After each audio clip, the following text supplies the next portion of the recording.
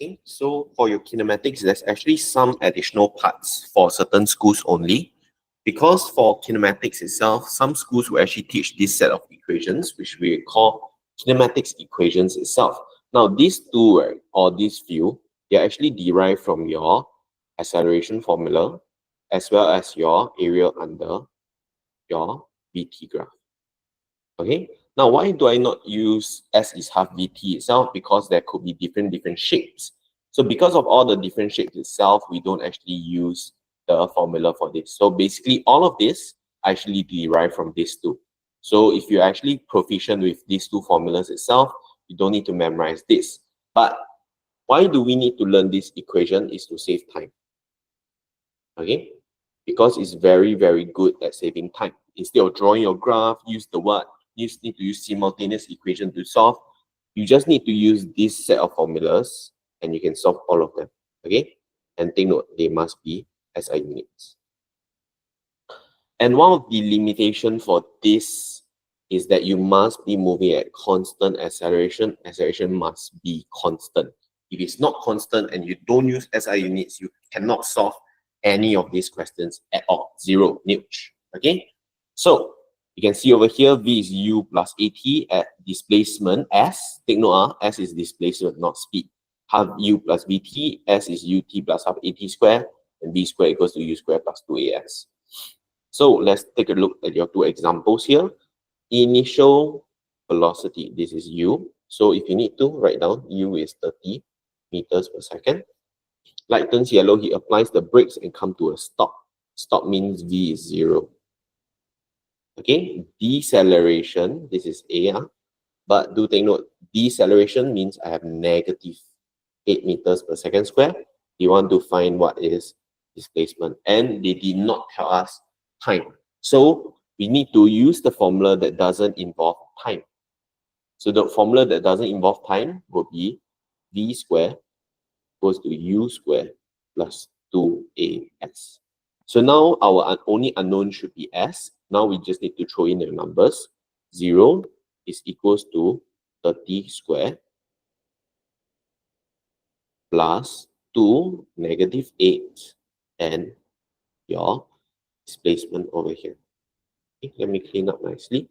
8.00 and your displacement S. So over here, you will see that you get 900 plus, or more specifically, negative 16S.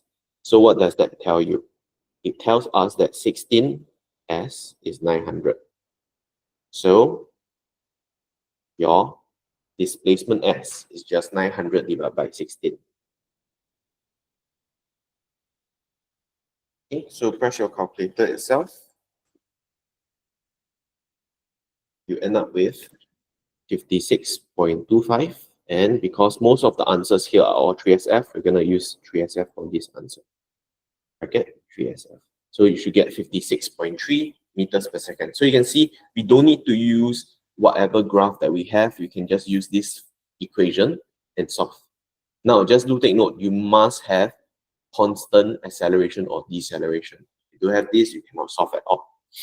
Okay, so you can try the same question from below. U is 0 because you're at rest, and they tell you at a rate, this is your acceleration, and they tell you time is 4.1 seconds, 4.10 seconds.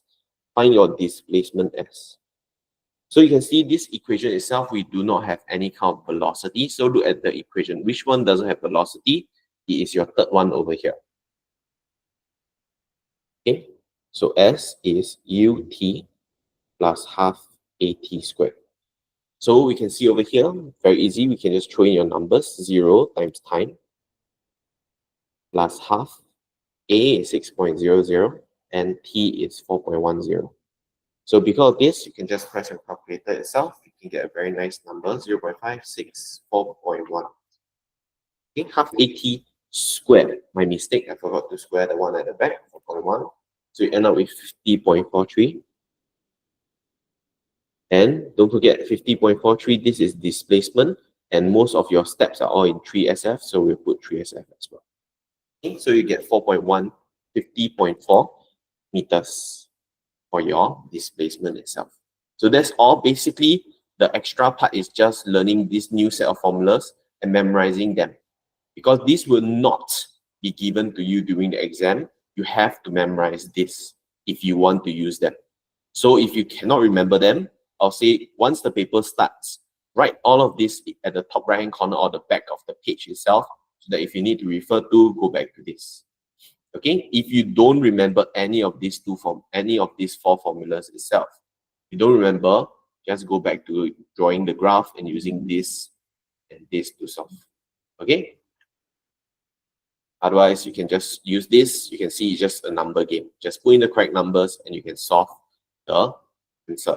But I need to remember which is which. Okay, especially the last two. Because the first two is actually these two. Okay.